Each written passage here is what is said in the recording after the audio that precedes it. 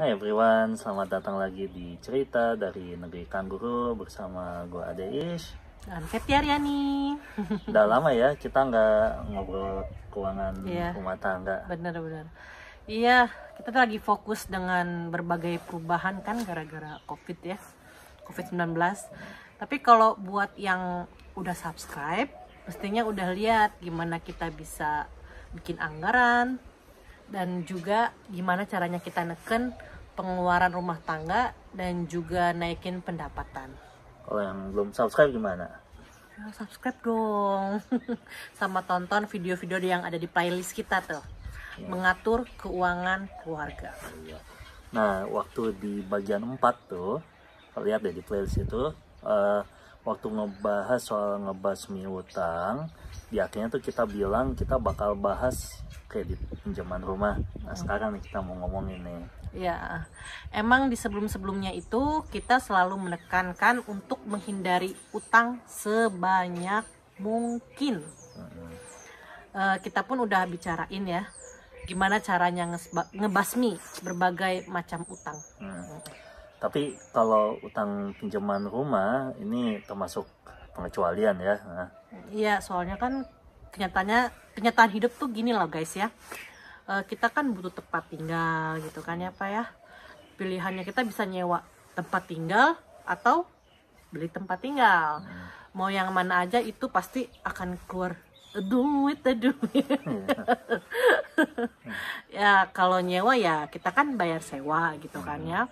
Ya kalau beli ya kita buat beli pakai kreditan kan? Iya. Ya bayar bunga pinjaman dan biaya-biaya yang berhubungan dengan kepemilikan rumah gitu. Banyak ya. Terus kenapa nggak sewa aja terus? Ya sewa kan itu bukan rumah kita sayang. Ya mau diapa-apain juga susah gitu loh, nggak bisa gitu. Kalau pemilik rumahnya udah nggak mau nyewain ya kita mesti harus pindah gitu dari situ. Pindahan juga banyak biaya dan capek gitu kan, harus packing apalah. Iya, banyak makan waktu juga ya. Ya, dan kalau beli, nah di sini nih ada hubungannya nih sama masa pensiun. Oh ya, sebelum lanjut lagi nih disclaimer dulu. Ini yang kita omongin ini bukan saran finansial. Ini murni sharing aja strategi yang kami pakai. Kalau butuh saran finansial yang otoritatif, carilah financial advisor kayak yang berlicense. Kami bukan gitu. Ya jadi sesuaiin ya sama keadaan kalian sendiri gitu. Ya udah balik lagi omongan sama hubungan kepemilikan rumah gitu sama masa pensiun tuh gimana? Jadi gini ya, kalau setahu kami ya, kalau masuk waktu pensiun itu kan kita nanti ya tergantung ya besarnya. Kita dapat uang dari tabungan pensiun kita yang udah kita kumpulin sejak muda, plus ada juga uang pensiunan dari pemerintah gitu. Oh gitu ya. Tapi kalau yang dari pemerintah itu sebenarnya lebih sifatnya itu kayak jaring keamanan sosial gitu, social security net gitu lah. Jadi cuma buat bertahan hidup. Jadi nggak cukup lah kalau misalnya kita mau halan-halan di bulan Januari gitu ya. Bukan buat itu gitu, cuma buat bertahan hidup aja gitu. Nah, yang kita terima dari pemerintah itu tergantung sama aset yang kita milikin saat nanti masuk masa pensiun. Nah, jadi ya kita punya duit berapa, harta segala macam kayak gitu. Nah, tapi kalau rumah tempat tinggal itu nggak diikut sertain dalam perhitungan aset. Gitu. Jadi worth it dong ya punya rumah gitu. Nah, iya gitu. Kalau kita diemin di duit aja, nah itu kena perhitungan aset. Tapi kalau udah berubah jadi rumah bentuknya enggak gitu. Iya di sini kan gitu. Iya di sini iya. Jadi gini kan makin sedikit aset yang kita punya yang termasuk ke aset yang dihitung buat pensiun, makin banyak uang pensiun yang kita terima dari pemerintah. Tapi kita gini, maksudnya ini bukannya mau ngombe gitu ya sama pemerintah ya. Idealnya sih malah nggak terima apa-apa. Beneran serius nih, kita idealnya kalau bisa punya tabungan sebanyak mungkin sehingga nggak ngebebanin pemerintah, karena juga pertama itu kan di luar kontrol kita juga kan ya, dapat berapanya, plus juga ya dari sisi itu juga apa ya, entah ya ini philosophically, ya kalau gue sendiri lebih suka apa ya, kalau bisa apa ya, bisa berkontribusi gitu ya, lebih baik daripada itu kan, ngambil gitu ya. Iya, bener banget. Tapi ya jaga-jaga kan perlu ya. Jangan sampai kita kesulitan juga gitu loh. Kalau nanti masa pensiun masih mesti ngeluarin uang untuk sewa tempat tinggal, kan berat ya kayaknya. Sangat berat kan. Pasti kan sewa juga naik terus gitu loh. Selain itu juga nanti rumahnya kan diwarisin, bisa dijual sama ahli waris kita. Iya ya, kalau punya rumah ya. Iya. Jadinya ya setelah wafat nanti bermanfaat juga ya. Oh iya pasti dong. Ngomong-ngomong ini kan rumah atas nama kita berdua bukan? Iya. Ya emang udah diniatin sih mau sehidup semati. Ting ting. Ya udah ditulis juga sih di surat wasiat yang dilegalisir di depan pengacara. Kalau ada, jadi nanti kalau ada siapapun yang meninggal duluan, yang satunya lagi jadi pemilik gitu. Kita bahas ya gimana caranya kita punya rumah gitu. Oke, beli aja. Mahal gimana sih? Iya. Jadi ya nabung sampai punya uang beli rumah gitu. Lama juga ya. Kalau gitu sama apa, duit, ya duitnya habis, duit buat bayar, keburu habis buat bayar sewa kontrakan. Iya. Pinjam aja deh kalau gitu. Nanti mesti bayar bunga dong. Ya iyalah, nggak mau bayar bunga. Ya, bayar sewa kontrakan bisa juga secara nggak langsung kan ngebayarin bunga pinjaman orang yang punya rumah tersebut. Bener nggak sih? Alternatifnya beli rumah sendiri terus langsung bayar bunga pinjaman, tapi jangan gede-gede amat gitu. Ya, jadi itu ya bahasan kita sekarang ini nih ya, KPR, kredit pemilikan rumah. Kalau sini nyebutnya ya home loan. Itu mah di Indonesia tapi ya esensinya kan ya itu ya. Iya sih. Ya sekarang kita mau share ya pengalaman kita dari nabung uang DP sampai akhirnya kita ngejalanin hidup dengan home loan. Jadi kita mulai dulu aja dari jenis-jenis home loan ya. Jadi ketika kita pengen ngambil pinjaman, itu tuh ditanya rumahnya itu buat ditinggalin sendiri atau istilahnya sini ya owner occupied gitu ya. Ada juga yang bilangnya PPOR, principal place of residence, something kayak gitu lah PPOR itu. Ya jadi emang buat ditinggalin owner occupied atau sebagai aset investasi gitu. Nah di sini kita mau ini aja fokus ke yang buat ditinggalin sendiri aja, soalnya pengalamannya juga emang cuma di situ. Ya iyalah. Ya seperti yang dibilang di bagian investasi, kami itu kan menghindari minjem gitu ya untuk keperluan investasi gitu kan. Yang kami investasi itu cuma uang yang emang udah jadi milik kita berdua sendiri gitu. Milik sendiri apa berdua? Ya milik berdua. Iya dong. Iya. Nah, nggak ngutang, nggak utang buat invest. Iya. Nah sekarang coba ceritain gimana caranya cari pinjaman itu yang pas gitu. Oke ya. Kita nostalgia dulu ya. Nah, jadi dulu nih, ting tung. Waktu kita ngajuin pinjaman, itu kami udah punya tabungan bersama yang kira-kira cukup. Oh ya, buat background lagi, kalau dilihat di bagian-bagian sebelumnya, terutama dari bagian 1, 2, 3 awal itu, tahu bahwa kami ini uang digabung. Ya, selalu. Harta kami digabung gitu. Nah, berapa cukupnya? Nah, kriteria kami itu 20% dari harga rumah yang mau dibeli maksudnya ya. Ini juga angka yang disaranin sama pialang penggadaian kami, itu terjemahan sesuka hatinya. Bahasa Inggrisnya? Mortgage broker kalau di sini kan, mortgage broker. Pialang penggadaian kan kalau pakai kamus isunya. Broker tuh pialang ya? Iya, pialang. Dia pialang penggadaian. Jadi dia itu orang yang ngebantu nyariin pinjaman yang kira-kira pas buat kita gitu. Oh gitu. Terus taunya kita punya 20% itu gimana? Nah, jadi gini nih. Ada orang yang mulai dari nyari rumah dulu, terus ngelihat harganya berapa, terus nabung sampai dapat buat cukup DP. Kalau kita kan kebalik, kita punya duit kira-kira kayaknya udah cukup deh buat DP. Nah habis itu lihat kita bisa beli rumah harganya berapa, dibalik aja gitu, dibagi 20%. Kalau orang-orang kali rumah kali 20%, kita punya DP 20%, bagi kali 5. Oh berarti kita maksimum punya harga boleh beli yang segitu.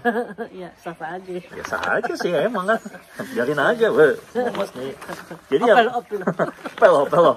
Jadi ya biarin aja gitu. Dan emang ternyata hukumnya memfasilitasi juga lah, nanti kita ceritain deh. Emang kita itu kan udah ngebatasin diri jangan beli di luar kemampuan. Iya, itu perlu banget. Daripada nyicilnya keteteran. Bener. Dan waktu itu emang itu pendekatan kita karena bingung gimana caranya punya rumah ya. Bener-bener deh blank. Udah akhirnya ya udah cap-cicuk kembang kuncup, ya udah telepon mortgage broker gitu kan ya. Iya, gila itu. Dan waktu itu kita juga ke mortgage broker bilang, kita punya duit segini nih. Oh iya. Kita bisa beli berapa gitu kan. Atau di Candian nih orang kebalik kawan ya. Iya. Sampai disaranin harus beli rumah jangan sampai lebih dari segini gitu kan. Jadi ya, kita kasih tahu nih punya duit berapa. Nah habis itu kita kasih tahu ya udah lo boleh beli harganya maksimumnya segini sama dia hitungin udah. Jadi kan nggak masalah ya kalau kita kebalik juga gitu ya. Iya, ya nggak masalah gitu. Karena kalau nih kita juga baca teliti kontraknya, di kontrak jual beli rumah itu tuh dan ini apa ya di kita ada dan yakin di orang lain juga banyak ada ya.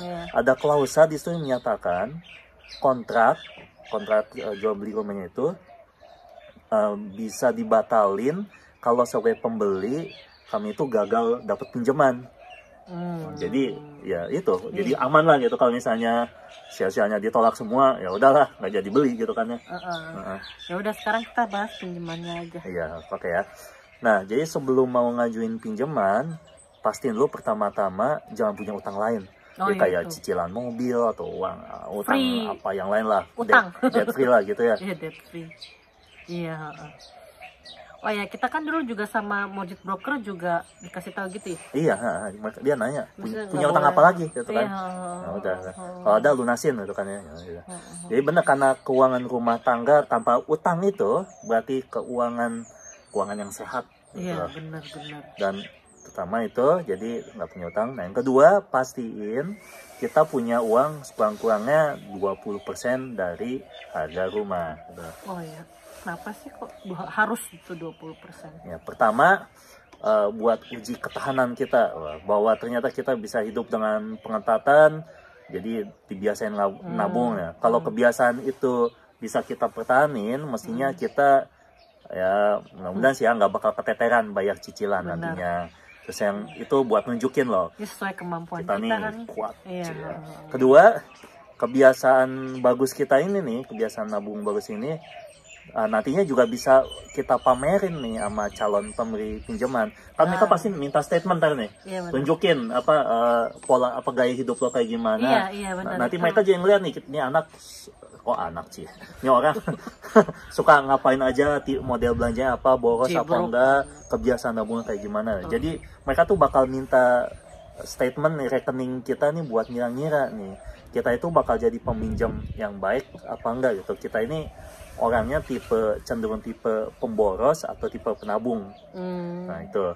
Nah terus juga nih, di sini tuh ada hal yang nyebelin, namanya LMI, Lenders Mortgage Insurance. Apaan sih itu? Nah itu tuh asuransi yang ngelindungin pemberi pinjaman ya, jadi si banknya ya, dari risiko si peminjam. Oke, jadi ngelindungin bank dari risiko si peminjam nggak bisa balikin duit. Kalau istilah sini tuh default, udah nggak bisa balikin duit itu. Nggak sanggup, nah itu default namanya. Nah nyebelinnya itu tapi yang jadi yang dia lindungin itu si bank, si pemberi pinjaman, tapi yang nanggung biayanya si peminjam. Kan aneh kan, biasanya kan kalau asuransi misalnya nih ya, asuransi mobil gitu ya, ngelindungin mobil kita, ya udah kita yang bayar asuransi. Iya, nah ini buat ngelindungin si bank tapi yang bayar kita. Rugi ya. Nah itu aneh deh. Nah tapi emang gitu. Nah, nyebelinnya juga biayanya itu bisa sampai ribuan dolar. Jadi kayaknya tergantung juga deh sama harga rumah kalau nggak salah ya. Oh gitu, tergantung harga rumah iya. juga. Dan iya, sialnya itu ditemplokin ke pinjaman kita, jadinya Waduh. ikut berbunga lagi. Jadi orang alah cuma segitu, hitung dulu. Bunganya. Setelah berbunga jadi berapa efektifnya gitu kan? Terus hubungannya sama 20% apa? Nah, balik lagi deh 20%. Nah, kalau udah punya 20%, kita bisa bebas dari LMA itu. Asik ya. Jadi tinggal bayar Jadi pinjamannya beneran bulan. pinjamannya, iya. Bulanan. Nah, oh iya, nabung buat di DP ini sebagai bagian dari kebiasaan nabung, taruh di rekening khusus biar nggak gatelan gitu ya. Iya, bener. Dikit ada dikit cuy, lagi pengen es krim cuy, ambil dikit bisa. Nah, kalau lo lihat waktu di bagian 1 di seri mengatur keuangan keluarga, lihatlah di playlist ya. Playlist kita. Itu kami ngebahas rekening-rekening bank yang kita pakai buat menata keuangan keluarga. Nah, di situ ada salah satunya namanya rekening masalah. Iya, rekening masalah. Nah, taruh aja di situ tuh sampai punya uang 20% buat DP itu. Sekurang-kurangnya 20% lebih bagus lah. Nah, di luar 20% itu pastiin ada juga nih duit cukup buat bayar, pertama bayar conveyancer. Itu tuh pengacara spesialis transfer kepemilikan properti gitu. Apa ya, kayak akte notaris tanah gitu mungkin kali ya, kira-kira lah. Pokoknya conveyancer lah di sini. Alternatifnya bisa juga pakai solicitor.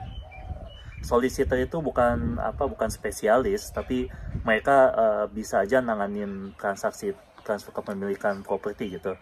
Jadi kalau lo butuh advice hukum selain transfer kepemilikan gitu ya, misalnya masalah entahlah hukum pajak yang bukan properti, nah itu conveyancer nggak bisa ditanya-tanya gitu. Mereka nggak punya license buat gituan, mereka nggak boleh jasa hukum. Tapi kalau solicitor bisa. Jadi kalau biasanya nih, kalau cuma buat beli rumah sederhana kayak gini yang nggak ada macam-macam tetek banyak, biasanya sih conveyancer itu udah cukup. Gitu. Kecuali mungkin lo bisnis gitu, beli bangunan, ada pajak segala macam, nah itu mungkin baru butuh solicitor gitu ya. Ya kalau emang tapi ya kalau emang nih rumah buat tempat tinggal, biasanya boleh aja sih, conveyancer bisa, solicitor juga bisa gitu. Kita waktu itu pakainya conveyancer. Solicitor biasanya lebih mahal karena emang mereka kan izin praktek mereka tuh cakupannya juga lebih luas, biasanya ngecasnya juga lebih mahal. Itu aja sih sebenarnya. Terus kita butuh apa lagi? Oke, jadi setelah itu juga kita butuh siapin duit buat bayar inspektor bangunan. Jadi mereka tuh bisa ngelihat kondisi bangunan secara detail gitu, dan nyiapin laporan keadaan properti ke kita. Jadi kita cukup nih telepon, gue mau beli rumah, alamatnya ini gitu, tolong liatin dong, sama siapin ini, siapin laporannya gitu. Cepat itu biasanya. Jadi mereka ngelihat jadi yang rusak apa aja, dan mereka tuh yang benar-benar masuk sampai ke dalam-dalam, manjat ke atas genteng, semuanya difotoin gitu, semua keadaannya gitu. Rusak apa sampai mereka bisa nge-scan yang di dalamnya itu, di dalam dinding itu ada apa sih terma itu, kutu itu ya. Bukan terma itu, apa sih, rayap. Rayap kayak gitu. Nah, jadi mereka emang udah ahlinya gitu ya. Mereka tahu yang rusaknya apa aja dan separah apa, ada hama, apa rayap itu atau enggak gitu ya. Dan lain sebagainya gitu ya. Nah, kalau dari hasil laporan kerusakannya ternyata terlalu parah gitu ya. Benar. Kan kita kalau beli lihat, wah ini keren nih rumah, dalamnya keropos. Keropos. Kalau ternyata kerusakannya terlalu parah, nah itu bisa kita jadiin buat ngebatalin kontrak. Dan pastiin nih bahwa kita punya klausa itu di kontrak. Soalnya waktu kita mau beli itu sebenarnya di kontrak yang standar itu dikasih sama agen tuh nggak ada. Gitu. Tapi kita minta tambahin. Gitu. Jadi kita harus minta gitu ya. Jadi sebelum taken, waktu itu minta tambahin dulu. Akhirnya dia ternyata udah siap. Jadi walaupun tambahan sama dia udah punya printout, tinggal ditempel pakai lem itu. Waktu itu sama dia di lem, ya udah taken di sini juga. Gitu. Gitu. Ya, masih ada lagi nggak apa? Sama cadangin juga duit buat asuransi bangunan. Oh iya, benar-benar asuransi bangunan. Jadi ya insurer tuh banyak banget di sini. Jadi Iya, banyak banget. cari harga aja dulu dari berbagai penyedia asuransi buat tahu ancer-ancer aja dulu kira-kira deh. Terus gimana kita biar nggak usah ngelihat ribuan gitu, maksudnya di sorting gitu? Iya banyak sih ya. Jadi kalau soal pinjaman ini ya kalau ngurusin sendiri, kalau kami sih ya ribet gitu ya. Kami cenderung cari aja mortgage broker yang baik gitu. Oh, iya. Mereka akan ngebantu kita ngehitungin dan ngingetin semuanya Iya, itu. benar. Nah jadi emang kan ada ribuan ya produk KPR itu di Australia itu ya. Gila tuh kalau ngeliatin, bayangin Stres sendiri loh, ribuan, banyak gimana banget. caranya evaluasi ribuan kan Iya. gila gitu ya. Nah sekarang ada 2 pilihan nih buat nyarinya. Bisa pakai situs pembanding gitu ya. Di situ kita akan kalau di website segala macam tuh ada filter buat nyempitin, buat searchnya gitu kan ya. Nah atau buat yang ngelihat gitu aja udah jiper gitu, banyak banget gila. Udah males yang filternya. Atau kayak mortgage broker aja gitu. Jadi mereka jadi filter manusia gitu ya. Selain ngebantu filter, mereka juga selain itu juga bisa ngebantuin proses administrasinya gitu. Dan juga dari pengalaman kami juga ya, bisa buat ini ya, bantu nego, bantu nawar-nawar ya, buat dapetin. Kadang soalnya ada deal yang nggak diiklanin. Oh iya, Di benar. iklan berapa persen kita bisa dapat lebih rendah. Iya, dia punya akses ke situ punya gitu. aksesnya. Dan sama mortgage broker ya udah minta ya, waktu itu kita minta 5 atau 6 pilihan gitu kan. 5. Ya kita minta 5 sih waktu itu. Ya kalau 5 kan nggak kesedikitan atau nggak jadi nggak kebanyakan juga kan. Tapi perlu juga nggak sih dari kita itu ngasih arahan ke mortgage brokernya, atau kita pasrah aja gitu? Nah, atau kan ada kriteria apa gitu, gini, ngasih tahu. mortgage broker kan manusia juga gitu ya. Iya benar sih. Nah kita pengennya itu antara peminjam sama mortgage broker itu ada hubungan yang saling nguntungin juga kan ya. Iya benar. Kebanyakan mortgage broker itu tuh nggak narik biaya dari calon peminjam. Nah, terus mereka dapatnya duitnya itu tuh komisi dari sama si bank itu tuh, yang ngasih pinjaman, dan mereka dapat komisinya tuh selama masa pinjaman gitu.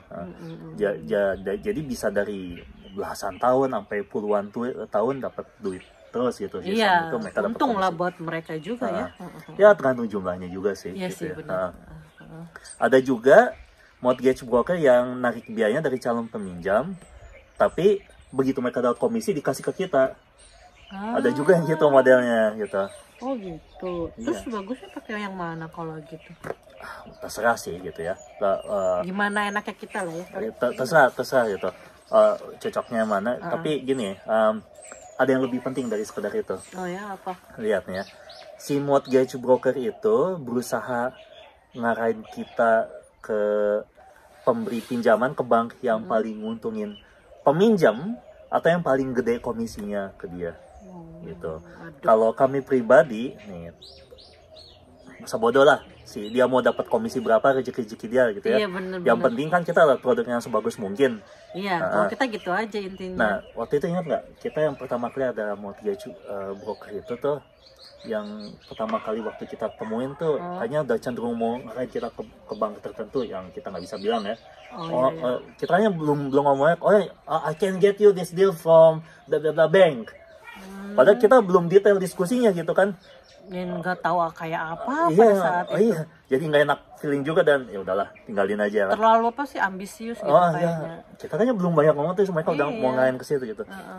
Kalau gini, kalau perasaan udah nggak enak, iya benar. Maybe Just let your instinct tell you gitu.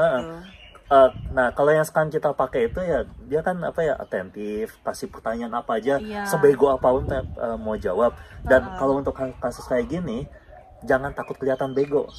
Lebih baik kelihatan bego, kita tahu dapat informasi. Jangan sotoy sih. Iya jangan sotoy, nggak apa-apa. It's okay. Justru dengan kelihatan bego, dia bakal ngasih tahu semuanya gitu. Dan juga selain itu juga mortgage broker yang kita pakai juga konservatif, dalam arti nggak ngejeblosin kita ke pinjaman yang bakal aduh gede banget deh yang kita nanti bakal susah. Waktu itu ingat pokoknya lo pinjam maksimum segitu, kalau lebih gue nggak mau bantuin. Oh, ada sih kayak gitu, nggak mau duit dia. Iya. Tapi udah maksimum segitu udah, gue nggak mau bantuin kalau lebih. Oh ya udah deh. Sejauh ini ya sejauh ini mortgage brokernya tuh selalu ngebantuin kami ya dapat yang seringan mungkin ya, bahkan pinjamannya bahkan nih di masa pandemi waktu ya lockdown dia dibantuin, iya benar, dapat apa malah dapat diskon gitu ya, jadi cocok lah. Iya. Kita kan dibantuin dapat diskon ya waktu lagi lockdown, bukan? Iya. Jadi cukup dengan satu email. Iya, cuma email sekali aja udah diurusin semua. Tolong minta tolong sama mereka. Iya. Jadi gini, pokoknya kalau lo ketemu mortgage broker yang malas jelasin, malas ngitungin, malas bandingin, tukang ngeles, udah suka maksa, ya udahlah itu udah tanda nggak bagus ya gitu ya. Cari yang lain aja gitu, banyak kok gitu. Dan bukan apa sih, gue udah suka denger yang kayak gini juga nih dari teman-teman. Jadi, nah biar dapat feelingnya nih, nah perlu juga nih tahu nih jenis-jenis pinjaman ini. Oh, emang ada berapa jenis sih? Nah, ada beberapa kriteria. Kalau digabung kombinasinya ya jadi banyak, makanya bisa jadi ribuan itu kan ya. Oh iya. Yang pertama, kalau kita ngajuin pinjaman, itu kita harus menyatakan bahwa properti itu akan jadi tempat tinggal atau investasi kan, terus tadi bilang kan ya. Jadi dan lagi-lagi di video ini kami akan fokus ke pinjaman buat tempat tinggal aja, karena secara prinsip ya biar kita konsisten ya, dan kita nggak mau bahas minjem untuk investasi, ya udahlah. Selain kita nggak akan ke arah situ juga, udah kita mau fokus ke yang itu aja ya, untuk tempat tinggal. Nah, biar konsisten. Jadi biar konsisten, kita kan nggak usah bahas pinjaman untuk investasi kan? Iya. Ingetin aja itu. Ya. Oke, itu pertama. Nah, yang kemudian dari jenis bunga pinjamannya ada fixed, ada variable. Oke. Kalau fixed itu jadi suku bunganya dibuat tetap selama periode tertentu. Contohnya nih ya, kita bisa ngefix bunga jadi 2,4% selama 2 tahun. Gitu. Setelah lewat 2 tahun itu jadi variable lagi, atau kita bisa ngefix lagi. Nah, selama masa di fix, suku bunga pinjaman itu yang nggak kepengaruh sama suku bunga RBA, itu Reserve Bank of Australia, tuh Bank Sentralnya Australia gitu. Di pasaran lagi naik, suku bunga kita segitu juga, turun juga segitu juga gitu. Nah, kalau variable itu suku bunganya berubah terus. Biasanya sih, tapi nggak selalu ya, itu ngikutin suku bunga RBA gitu. Dan pemberi pinjaman itu ngambil margin keuntungan. Ini misalnya nih ya, dulu waktu suku bunga RBA 2% tuh waktu kita baru nih ya, baru pinjam buat rumah ini nih ya, suku bunga pinjaman rumah kami tuh sekitar 4,2% deh kalau nggak salah gitu ya. Nah, terus saat sekarang nih kita lagi ngomong nih, video ini dibikin, suku bunga RBA ini sekarang 0,25%, terendah dalam sejarah Australia. Gila ya. Suku bunga pinjaman rumah kami sekarang sekitar 2,5%. Nah, jadi margin keuntungannya tuh ya sekitar 2,2% lah gitu ya. Nah, dari segi pembayaran kita mesti bayar secara periodik kan ya, entah itu bulanan atau 2 mingguan, makanya sesuai kesepakatan. Sejumlah ya, kalau variable ya, ada aja sejumlah minimal tertentu. Setahu gue sih hampir semua, atau bisa jadi ya semua produk pinjaman variable tuh ngebolehin kita bayar lebih. Kok bayar lebih gimana? Nah, suku bunga variable itu juga berarti masa pinjamannya bisa berubah. Makin banyak kita bayar, pokok pinjamannya juga berkurang lebih cepat kan. Berarti masa pinjaman juga makin pendek kan, matematiknya gitu kan ya. Nah, kalau nggak bayar lebih ya sah aja sih gitu kan, yang penting tetap minimal. Nah, berarti ya masa pinjaman nggak berubah, karena ya laju pengurangan pokok pinjamannya juga sesuai sama yang udah dihitung di awal kan ya. Nah, itu bedanya fix sama variable. Sekarang kalau tanya mendingan mana ya, kalau pendukung yang fix nih, nah, jadi ibaratnya nih kita kayak mau ngebandingin bubur diaduk sama bubur dicampur. Enggak juga sih. Nah, jadi pendukung fix itu berpendapat kalau fix itu lebih baik karena ada kepastian. Nah, Jadi gitu. cash flow bisa dibikin stabil dan katanya nggak begitu gambling dalam tanda kutip gitu. Oh, iya iya iya. Nah, apakah bener sih kayak gitu tuh? Jawaban singkat, enggak. Langsung ditonjokin sih. Jawaban panjangnya, nah sekarang kita masih pelajarin dulu nih. Pemberi pinjaman itu mau ngefix bukan semata-mata buat si bank ini, oh kita fix aja deh biar hidup lo lebih gampang. Itu dulu gitu. Udah semudah itu.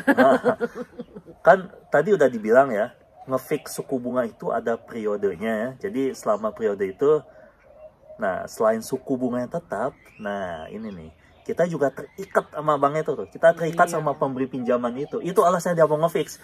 Kita tenang nih. Ting, udah kita ikat nih 2 tahun gitu. Nah, udah pasti dia yang ngikat kita. Nah, kalau misalnya ternyata variabelnya tuh ada variabel yang jadi lebih murah daripada fix itu, dan kita mau pindah ke variabel gitu ya. Atau sebenarnya mau pindah ke fix yang lain juga sih ya gitu ya. Kita mesti bayar break fee. Itu besarnya tuh berbanding lurus sama sisa waktu terikatan kita gitu. Oh gitu, kalau kita mau mutusin ini ya. Jadi misalnya 2 tahun, baru setahun udah pengen lihat, wah ternyata udah orang-orang pada lebih murah nih kalau kita masih gini gatel aja. pengen keluar. Terus ya kita mesti bayar ini nih, hukumannya berdasarkan 1 tahun ini nih, setahun keluar cepat ini. Denda lah istilahnya. Ya break fee istilahnya gitu. Nah pindah ke variabel ini, kalau kita mau pindah ke variabel, itu bisa ke si bank yang sama, ke peminjam yang sama, atau benar bisa juga pindah ke peminjam yang lain. Kita tadi nggak bahas soal ini ya, sekarang kapan-kapan aja deh ya. Kita fokus aja dulu nih di berbagai jenis misalnya. Nah terus kan kita juga nggak tahu nih kapan suku bunga RBI itu mau turun atau naik. Iya benar. Nah berarti memutuskan buat ngefix itu ya ada, kalau gue bilang sih ada faktor gamblingnya juga, dalam tanda kutip juga. Kayak gitu kan, karena ketidaktahuan kita akan faktor itu gitu. Iya benar. Itu soal gambling, tanda kutipnya kan gambling. Kalau cash flow-nya gimana? Nah kan tadi dibilang kalau pakai variable kita bisa bayar lebih, bahkan untung kalau bisa bayar lebih. Nah kalau pengen cash flow stabil ya biasain aja bayarnya lebih dari syarat minimal. Jadi misalnya kalau nih ya dibilang minimal $1.000 per bulan bayar ya, bulanannya misalnya gitu. nih ya udah tambah aja jadi misalnya 1.300 per bulan gitu. Nah kalau suku bunga turun, kita jangan turunin pembayaran, tetap aja bayar segitu kan, nggak masalah kan, boleh bayar lebih ini. Iya benar. Nah kalau suku bunga naik, nah kalau pembayaran yang biasa kita keluarin masih nutup, ya udah tetap aja bayar segitu, nggak masalah, nggak keganggu juga cash flow. Jadi misalnya nih ya, suku bunga naik, yang tadinya pembayaran minimal 1.000 jadi 1.050 per bulan gitu. Tapi kalau kita udah biasa bayar 1.300 per bulan, ya udah bayar segitu aja, cash flow-nya tenang-tenang saja, kan ya. Nah buat kira-kira sih, nah ini buat kira-kira sebaiknya pembayaran minimal itu besarnya sekitar 30% dari pendapatan, atau ya makin kecil lah makin bagus. Kalau lebih gede? Gedein pendapatan. Buat detailnya lihat di bagian 3 seri video mengatur keuangan keluarga. Kalau belum bisa naikin pendapatan, masih susah, ya minimal kecilin pengeluaran yang lain biar duitnya bisa dialihin ke bayar tambahan cicilan home loan ya. Nah buat detail soal nekan pengeluaran, nah lihatnya di bagian 2 video mengatur keuangan keluarga. Balik lagi ke fix sama variabel tadi ya. Kalau ada pilihan gitu antara fix dengan suku bunga lumayan yang lebih rendah tuh dari variabel, misalnya gini, fix 2,2%, VS variabel 2,5%. Nah, mendingan fix dong kalau gitu, karena kan lebih rendah. Ya enggak juga.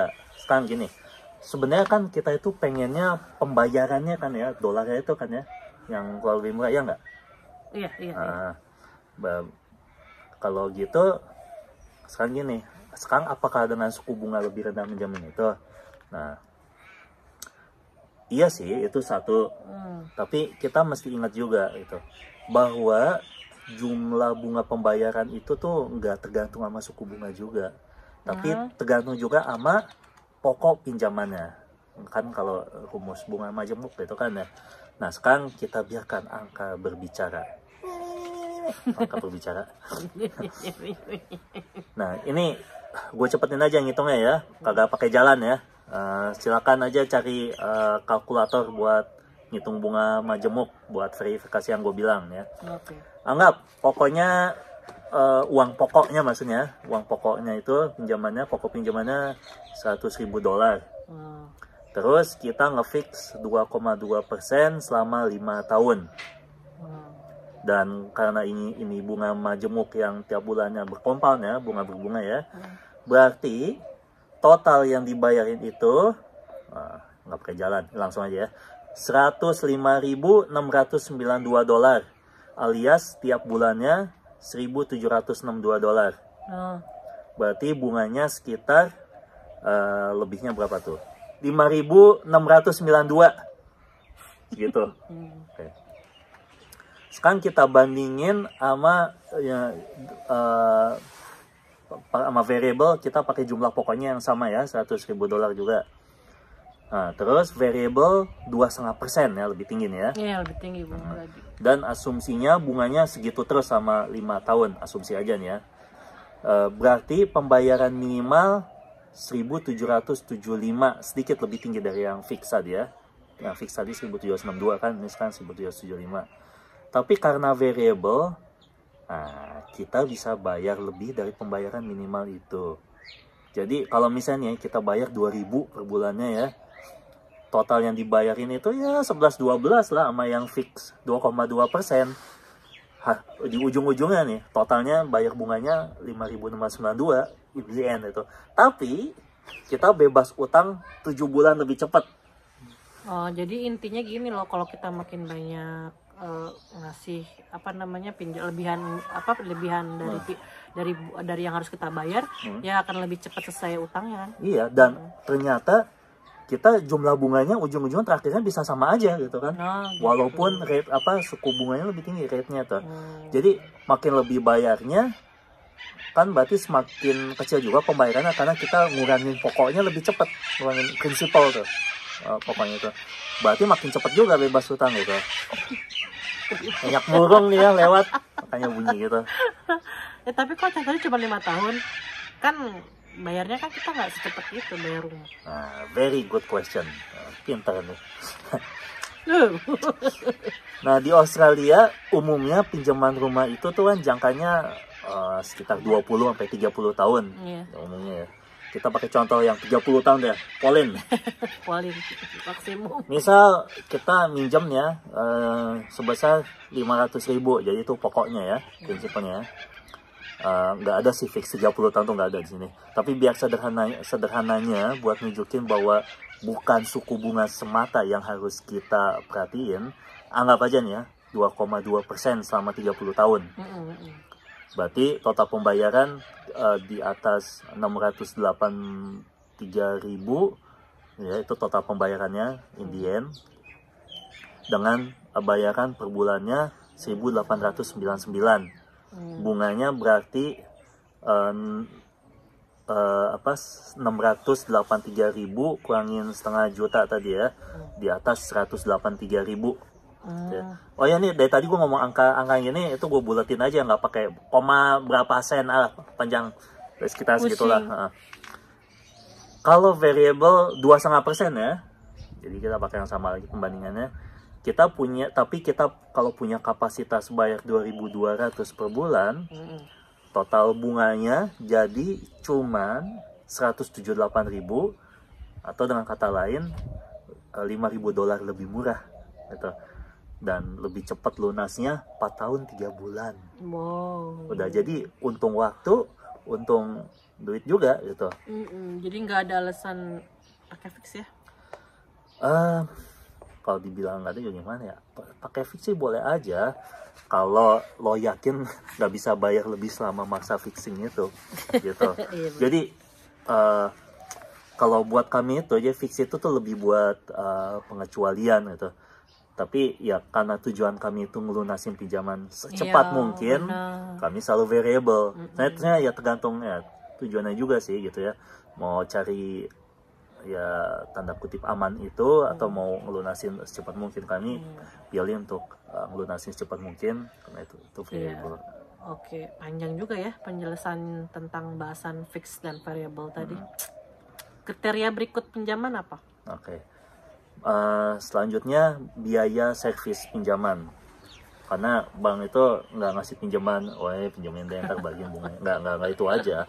Kita cari-cari cara buat dapat duit lebih dari kita gitu. Iya. Ya pertama-tama ada biaya aplikasi. Besarnya sih beberapa ratus dolar biasanya. Ada juga kalau lagi promo nih gratis, nggak ada biaya aplikasi. Ada juga beberapa yang ya buat apa ya, buat narik customer, mereka bilang no application fee, gratis, nggak ada application fee. Beneran sih ada gitu kayak gitu. Ada juga yang kalau lu mau berkhianat dengan bank lo sekarang dan pindah ke kami hapuskan biaya aplikasi. Ada juga gitu, kayak gitu. Di sini gitu. Gitu. Janji-janji. Iya. Nah itu biaya aplikasi. Ada juga biaya periodik, entah itu bulanan, ada yang tahunan gitu ya. Tapi itu udah nggak terlalu populer. Masih ada itu. Tapi karena udah nggak populer, banyak yang udah nol aja gitu. Jadi ya bisa jadi selling point mereka. No ongoing fee gitu bilangnya gitu kan ya. Banyak yang nolin biaya ini. Terus ada juga kalau ini masih umum nih, biaya discharge. Jadi ini dibayar kalau kita udah lunas 100%. Oh iya. Nah, dan kita udah nih, kita mau bercerai dengan bank itu. Nah, sama pembiayaan alias udah goodbye. Kita mau mengakhiri kontrak pinjaman itu, sini kasih titel akte rumahnya gitu. Nah, kita mesti bayar discharge fee ini nih. Nah, ini besarnya juga biasanya beberapa ratus dolar lah biasanya. Gitu. Berarti sebenarnya kita mesti ngeluarin lebih gitu ya dari jumlah yang kita pinjem plus bunga gitu. Iya, benar. Jadi buat meminimalisir bunga, salah satunya ya cari yang nggak ada biaya periodiknya.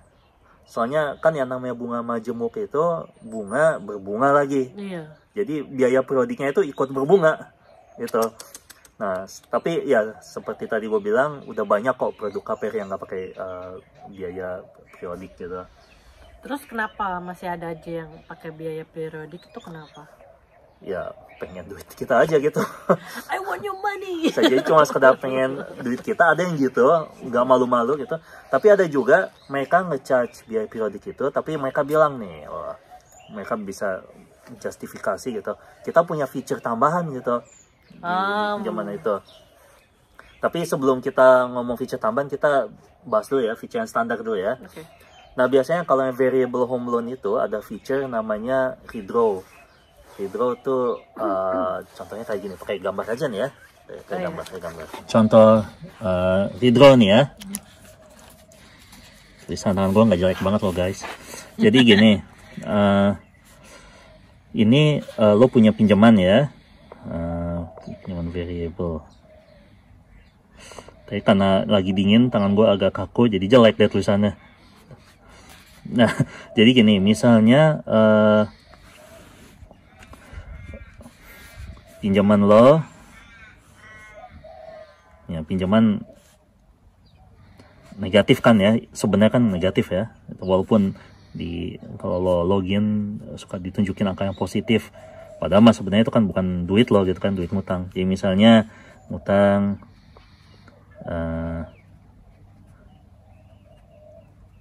ya 500 juta ya. Terus misalnya pembayaran minimumnya ini bulan pertama $1.000 ya. Berarti bulan berikutnya kalau lo bayar cuma minimum ya, itu berarti kalau dikurangin $1.000 jadi minus 499.000 kan ya. Berarti jadi tinggal segitu pinjaman lo kan ya. plus bunga deh ya. Anggaplah ini udah minimum plus ada bunganya jadi segini deh, biar gampang deh. Nah, kalau misalnya lo bayar lebih, ya, tambahin aja gitu 500 gitu ya.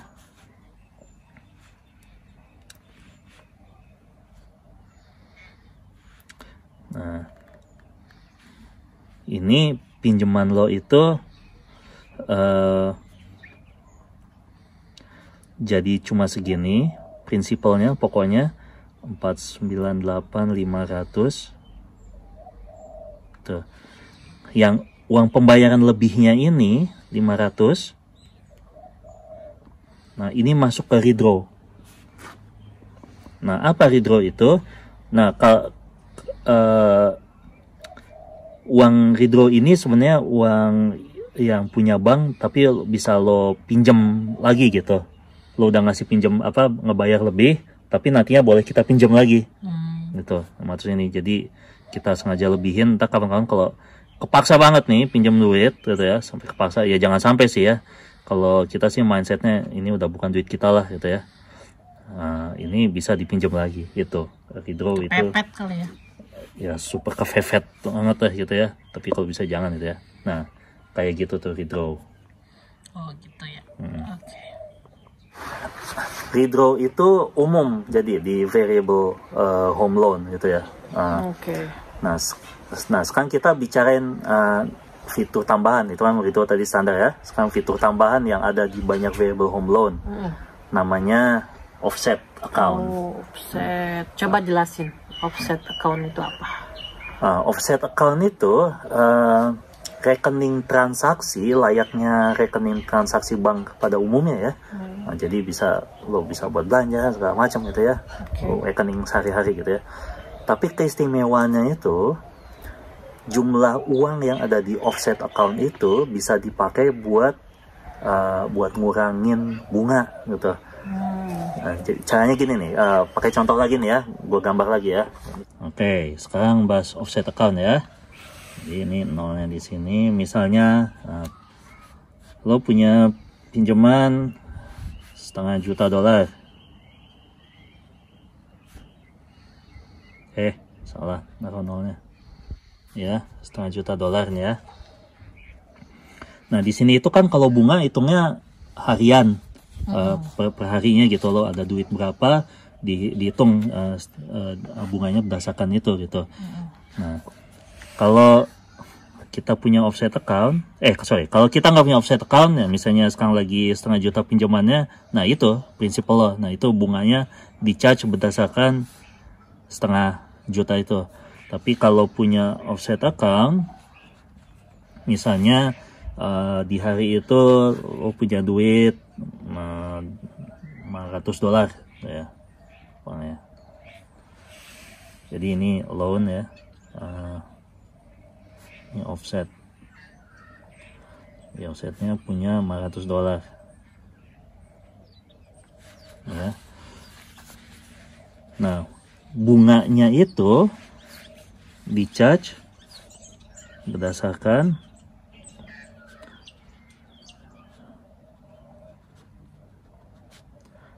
plus ini, alias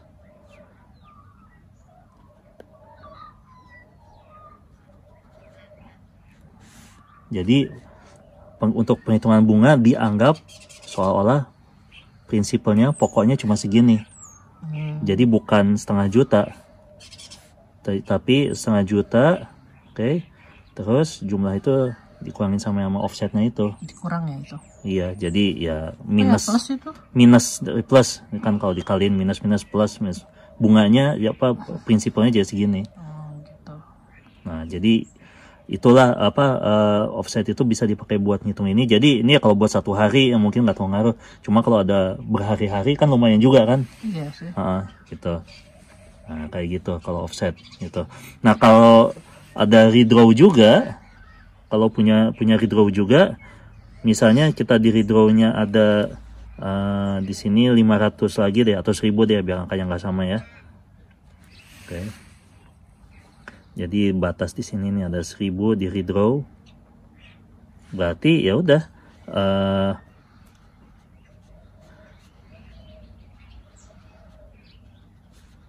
terus ditambah 1000-nya redraw, tambah 500 lagi offset. Jadi seolah-olah untuk keperluan penghitungan bunga, maka kita seolah-olah prinsipal kita cuma segini. Oke, jumlah yang dipakai buat penghitungan bunga gitu. Oh gitu. Kalau gitu apa bedanya redraw sama offset? Oke. Kalau buat penghitungan bunga seperti tadi kita udah lihat, nggak ada bedanya kan, sama-sama ngurangin itu ya, jumlah prinsipalnya ya, bisa buat ngurangin jumlah prinsipal. Tapi gini, ini teknisnya aja sih. Kalau uang di redraw itu tuh udah jadi punya bank, pemiliknya. Gitu. Secara teknis pemilik bank itu. Kalau uang di offset itu milik, tergantung siapa yang ngasih pinjam, lah pusing kan lo. Nah, tergantung siapa yang ngasih pinjaman gitu. Liar. Jadi kalau yang ngasih pinjaman itu ADI, Authorized Deposit Taking Institution, jadi kayak bank atau credit union, apa sih, koperasi simpan pinjam gitu ya, Authorized Deposit Taking Institution ADI, maka uang di offset account itu milik si peminjam, bukan milik si bank atau itu si ADI itu. Tapi kalau yang ngasih pinjaman itu non-ADI lender, bukan ADI, maka uang di offset account itu milik si pemberi pinjaman. Makanya ada yang bilang sini ya itu offset bodong gitu, offsetan sebenarnya gitu.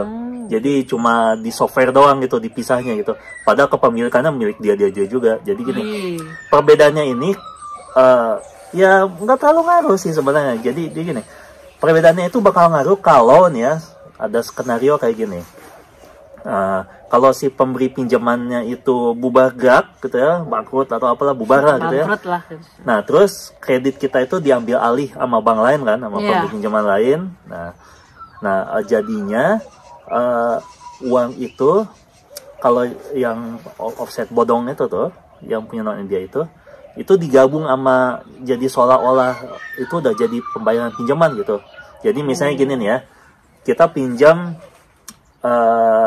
pinjaman kita tuh masih ada 500 juta, misalnya di offset account ada 100.000. Nah,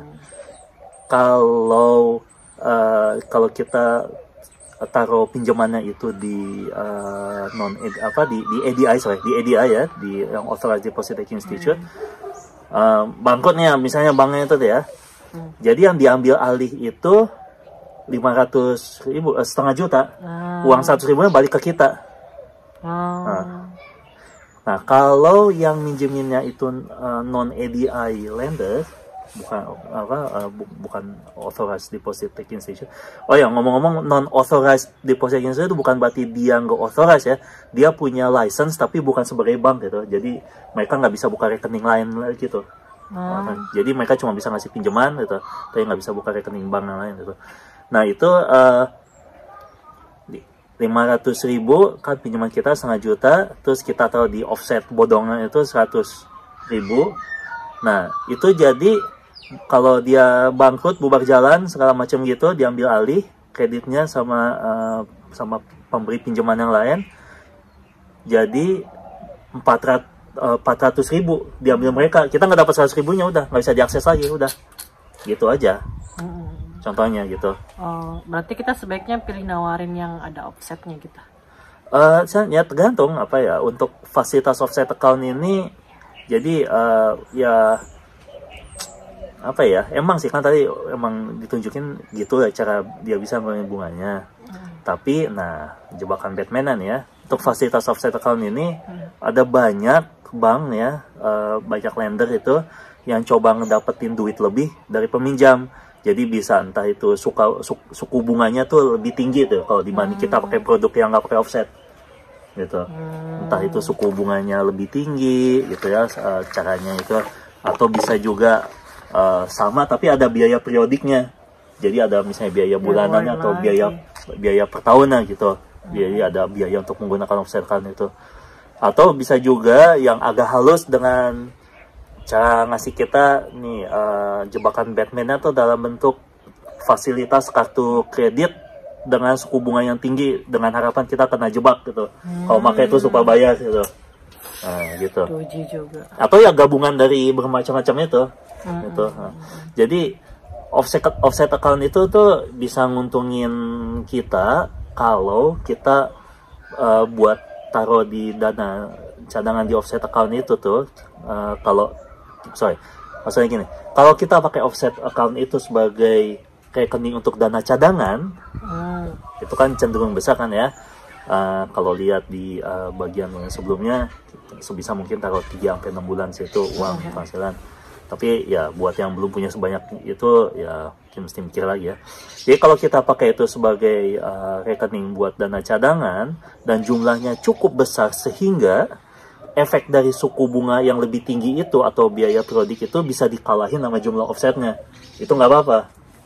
Itu baru nguntungin. Kalau enggak ya justru mahal-mahalin offset account itu. Oh ya, lumayan kompleks juga ya. Pilih pinjaman gitu. Iya. Ya emang sih ya, ingat aja kita dulu waktu baru mengajuin. Iya, pusing. Ya tentunya kita kebantu banget sama mortgage broker yang bagus. Iya. Ya karena kompleks kita perlu ringkasan dan tipsnya deh.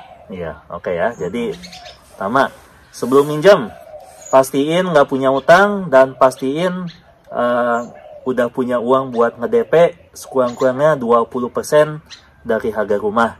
Dan 20% itu 20% atau lebih itu ya bersih buat DP doang. 2, cari variable. Dan jangan tergoda nge-fix. Ingat, nge-fix itu mengekang kebebasan. Terus 3, cari paket variable yang paling sederhana. Yang penting bisa extra repayment dan udah nggak ada biaya macam-macam lagi. 4, kalau mau ada offset account, pastiin kalau ada biaya tambahan itu nggak jadi malah jadi lebih besar daripada nggak pakai offset account gitu. Ya, intinya menekan biaya lah ya. Iya. Iya benar. Oke guys, segitu dulu kali ya. Cerita kami mengenai memilih produk KPR atau alias home loan, kalau orang sini bilangnya gitu. Kalau sempat kapan-kapan kita ngomongin strategi mempercepat pelunasan pinjaman. Iya. Gimana? Boleh ya, insya Allah boleh.